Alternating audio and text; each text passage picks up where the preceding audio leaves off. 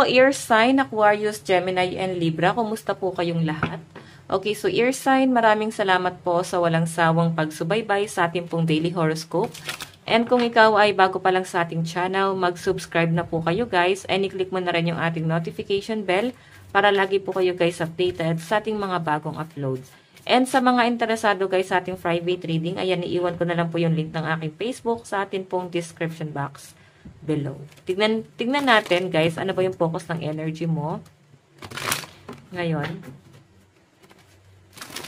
Ear sign.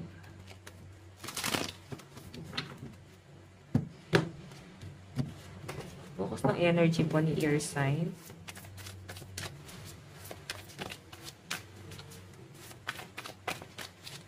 Meron po tayong strength. Ayan. Sa nakikita ko rito, ear sign, nabubuhayan ka. At saka para bang ear sign, parang meron kang isang bagay or pwedeng sitwasyon na pinagtutuunan mo ng pansin. Parang meron kang pinaghahandaan.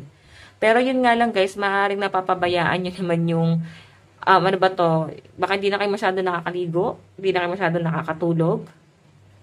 Kasi nababalisakan ng hindi mo guys natatapos tong bagay na to. Ganun yung nasasagap po, no? Pero, huwag nyo naman guys, huwag nyo naman guys, pabayaan yung inyong hygiene, or ang inyong, sarili.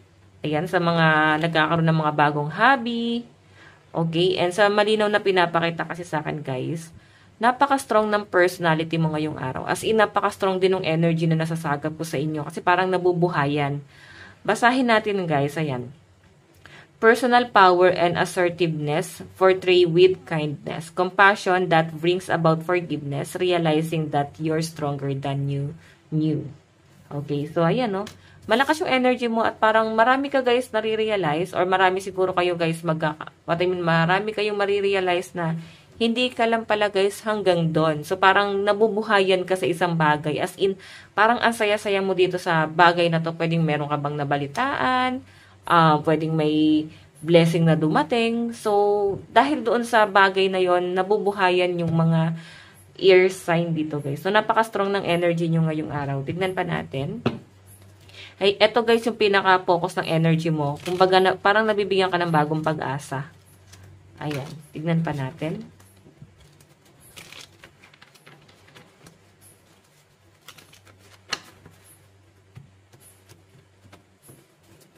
Okay.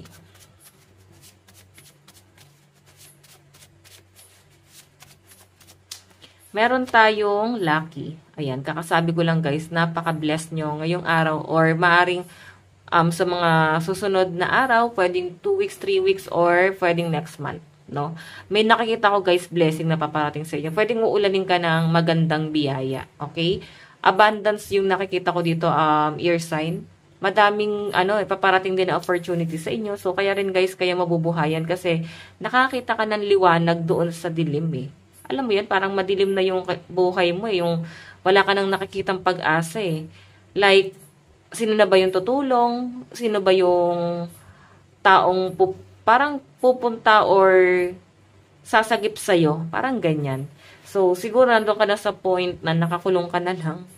Okay, ayun o. Kinulong mo yung sarili mo dito pero I think may nagpalaya sa inyo. Ayun o. Then ikaw, wag mo guys sahayaan yung sarili mo na ma-stuck dun sa isang sitwasyon kung kaya mo naman palayain yung sarili mo. Tignan pa natin guys. Meron tayong family. Okay, so I think blessed din sa family.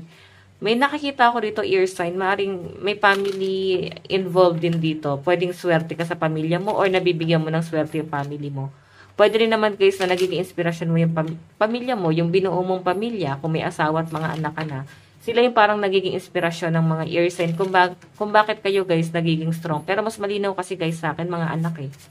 Okay? Parang nagiging confident kayo sa isang bagay. Sila kasi guys yung parang nagiging motivation mo ngayon. Yung may mga anak na dito. No? Tignan pa natin guys, meron tayong let go. So kung ano man to guys, kailangan yung i-let go. I think ito yung pain. Ayan no. I think ito yung pain mo sa past. Trauma, pwedeng meron ka guys sama ng loob sa mga tao na parang ramdam mo na napatawad mo na. Ear sign, nagpatawad ka na sa isang tao.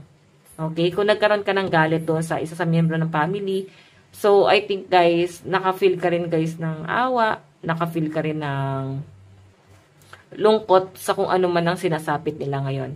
So, I think yung iba sa inyo kung matagal nagkaroon ng alitan, sa malakas na nararamdaman ko dito, ear sign, meron ka ng pinalaya. Okay, tinanggal mo na yung galit mo doon sa pamilya mo, sa kamag-anak mo, sa magulang mo, kapatid, or kung sino man to guys.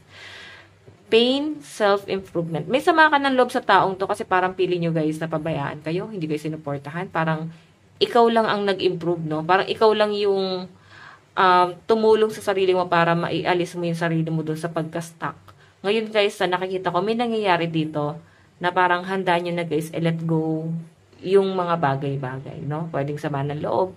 And sa nakita ko guys, tuloy-tuloy na yung blessing kasi wala ka ng blockages, wala ka ng lungkot na nararamdaman. Okay? Tignan pa natin guys.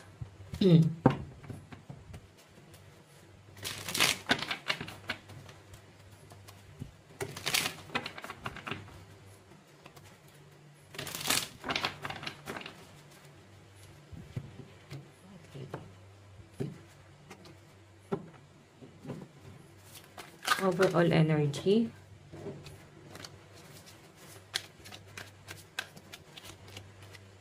May nakikita ko rito guys na parang wala na kayo guys, heartbreak talaga. Naging napakalakas na ng energy mo rito sa nasasagap ko guys. Maring, ayan, may lumalapit sa inyo. Baka may lumapit sa inyo din parang di mo guys tinanggap. Pero may nabalitaan ka siguro doon sa taong lumapit sa inyo. Then, sa pinapakita sa akin guys, parang nakafeel ka rin ng panghihinayang or nanlumo ka rin. Yun yung nasasagap ko. Pero I think, ayun na nga, parang nilet go mo na. Nag-let go, nagpatawad. Okay, the magician. Manipulative kasi tong taong to guys. Kung ba't hindi mo rin guys mapatawad eh. Okay, pero sa malinaw na pinapakita naman sa akin, ear sign, parang tuloy ang buhay eh. Parang tuloy ang agos ng buhay sa mga ear sign yan. So, eto guys kung nagiging malungkot ka ngayon, sa pinapakita sa akin guys, wala na. Hindi mo na siya guys, kumbaga paglabas mo dito sa loob ng tahanan, hindi mo na dala-dala tong emosyon na to. Okay? Parang mabilis ka mag-shift. Tignan pa natin.